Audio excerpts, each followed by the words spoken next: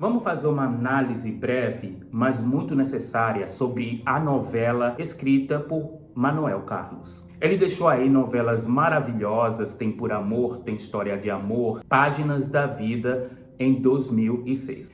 Páginas da Vida é uma telenovela que teve muitos problemas, mas hoje eu não vou focar nos problemas que a trama teve, nos bastidores. Depois eu vou fazer um vídeo especificamente sobre isso, mas hoje eu quero falar sobre esse personagem que foi muito marcante, que é a Marta, que fazia a mãe da protagonista, vivida por Fernanda Vasconcelos, Lília Cabral, que ela contracenou muito com a namoradinha do Brasil, Regina Duarte. Bom, Páginas da Vida é uma das minhas novelas favoritas. Já contando alguns antecedentes, é uma das únicas novelas de Manuel Carlos que tinha um elemento sobrenatural. Mas explicando o contexto, o elemento sobrenatural de Páginas da Vida era por conta do sucesso tremendo da novela Alma Gêmea. Alma Gêmea é uma novela espírita, como todo mundo sabe, conhece a história de reencarnação de Luna, Serena e tudo mais, e trazia esse elemento sobrenatural de pessoas que já morreram aparecer e serem vistas pelas pessoas que eram médiums. E Páginas da Vida, como uma novela das 8 naquela altura, surpreendeu em trazer esse elemento também. Manuel Carlos não é uma pessoa que é inclinada em fazer esse tipo de novela. Mas devido ao sucesso de Alma Gêmea, a Globo e ele concordaram que era bom ou seria muito bom se eles acrescentassem esse elemento sobrenatural. Vamos falar sobre o papel da Marta, de Lília Cabral, 2 filhos, e era casado com o seu marido, que era o Marcos Caruso, né, que representava o papel do seu marido. E a protagonista, uma das protagonistas, era Fernanda Vasconcelos, que fazia o papel de filha dela. A Marta é uma mãe que trabalhou muito, se esforça muito, ela carrega a família nas costas e ela conseguiu, com muito sacrifício, mandar a filha estudar fora do país, em Amsterdã, e ela pagava, se sacrificava para que a filha tivesse todo o conforto possível e para que ela voltasse formada. Ela tinha esse sonho que a filha voltasse formada, né, nesse curso de arte que ela foi fazer em Amsterdã, e a partir daí pudesse trabalhar e, claro, ser bem-sucedida, ajudar a família, etc. A Marta, ela era conhecida como um personagem extremamente direto, extremamente amargo, extremamente intragável, porque é assim que ela foi desenhada. As vilãs de Manuel Carlos, elas sempre têm aquele toque de humanidade.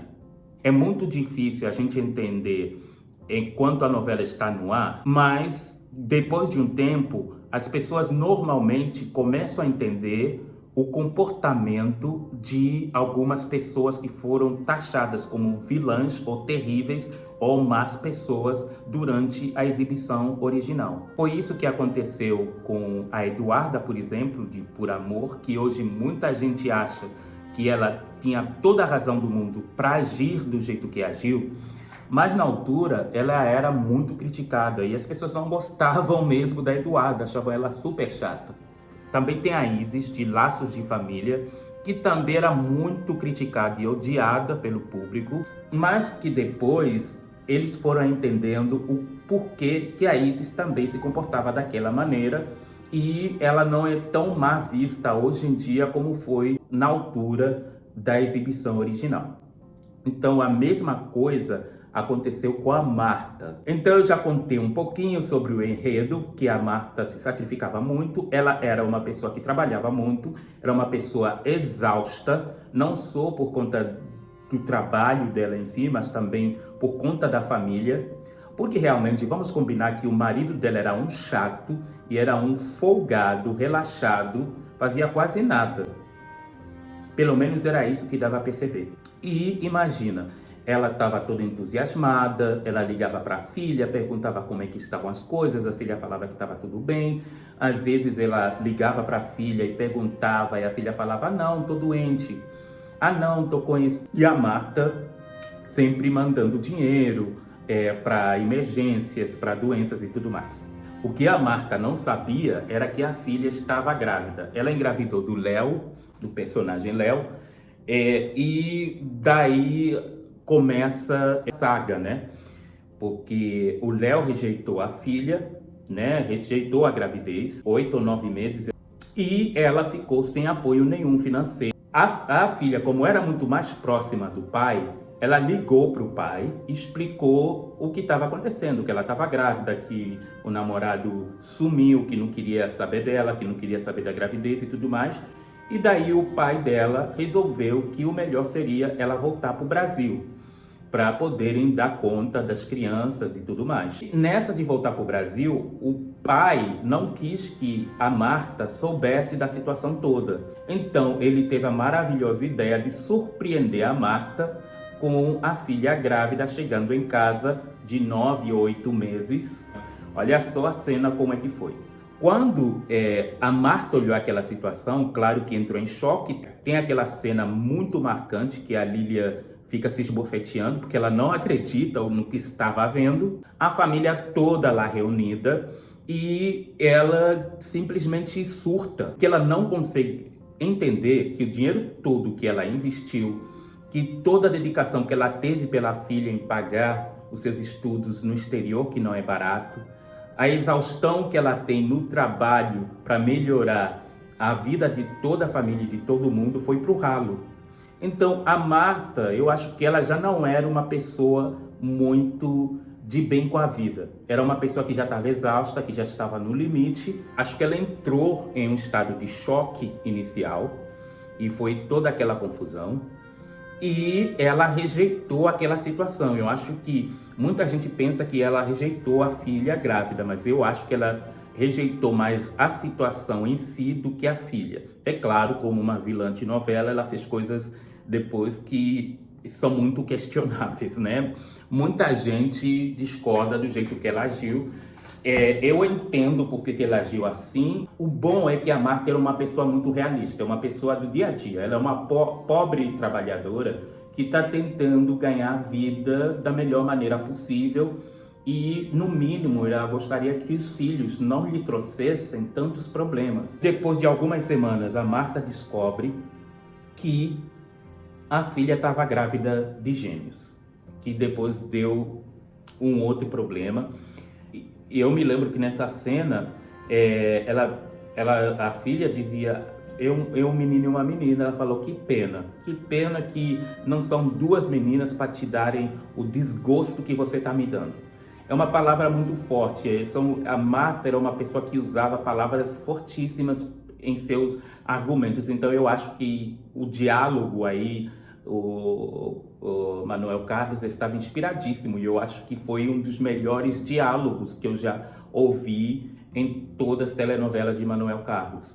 A Marta disse para ela que ela podia começar a se virar, né? Porque ela não ia sustentar mais duas bocas e ela não ia aturar aquela situação. A Marta discutia muito com a filha porque elas estavam na mesma casa. E claro, com essa situação, as coisas iam fugindo de mão. Se você acha que descobrir que a filha estava voltando grávida na frente da família toda, descobrir que ela estava grávida de gêmeos, já era um baque, Marta, no final, descobriu que o pai sumiu. Mas ela descobriu que o pai da criança sumiu. Imagina a frustração desta mãe que descobre que, além de todos esses problemas que a filha já causou, os netos dela não têm pai, praticamente, não tinham pai. Nesse último grande argumento que eles tiveram, nessa última grande discussão, a filha sai, triste, zangada com a mãe, com a situação toda e em pânico, e acontece o acidente em que ela é atropelada, ela é levada para o hospital, ela consegue dar luz aos dois filhos, e ela morre durante o parto. Aí é que começa a novela, né? Uma das cenas mais marcantes da TV brasileira, na minha opinião, é quando a Helena, né, essa Helena do Manuel Carlos, que é a doutora obstetra, vai explicando para a família o que aconteceu, né? Dê a notícia da morte para os pais, dê a notícia da morte para os amigos, e é uma cena que, quando eu assisto até hoje, me emociona. E são cenas que realmente me marcaram muito. Agora, o problema é que um dos filhos da Nanda nasceu com síndrome de Down. Até agora, a Marta não sabia. Aí fizeram, né, a Helena chamou a Marta e explicou, ela está com síndrome de Down. E a Marta rejeitou a neta. Ela disse, eu não aceito essa criança. Eu não aceito. Eu passo. Eu não quero ter uma filha mongoloide na minha família. E a Helena até falou, nossa, mongoloide é um termo pejorativo que a senhora não pode usar. Ela falou, não pode usar porque não é você que vai cuidar. O teu trabalho você é obstetra, você mesmo tem que defender a maternidade. Imagina, se todo mundo tiver que parar de nascer, você vai ficar sem profissão. Então, era nesse nível, que era um choque. A cara de horror da Helena era um choque. Ela falava, como é que essa mulher tem coragem de falar essas atrocidades todas, meu Deus? Como é possível? Ela rejeitou a criança, ela falou, eu vou levar o neto bom e aqui tem síndrome de Down, vai ficar aqui e é isso. Entrego para adoção. É aí que entra o drama, né? A Helena adota, né, a filha que tem síndrome de Down. Ela leva o neto consigo, porque ela não conta que ela não contou que uma das netas tinha síndrome de Down para a família e entregou ela para adoção. E ela levou apenas o Marcelinho, acho que era o nome dele, o filho da Nanda, que era, sim, 100% saudável. Passou-se muitos anos, ela já está criando neto e tudo mais, e ela está reerguendo a vida. Ela sofre muito com a perda da filha, tem aquelas aparições e tudo mais, mas não vou entrar nesse detalhe porque eu quero falar sobre a Marta. E a Marta, do nada, descobre que o pai da criança voltou e está querendo saber como é que está o neto. Naquela altura, como ela mentiu para a família toda que a neta morreu, a maior preocupação dela, o pai das crianças, né, descobrisse que tinha uma filha que foi dada para adoção e que ela havia mentido. Ela não queria revelar isso, então ela escondeu isso de todo mundo.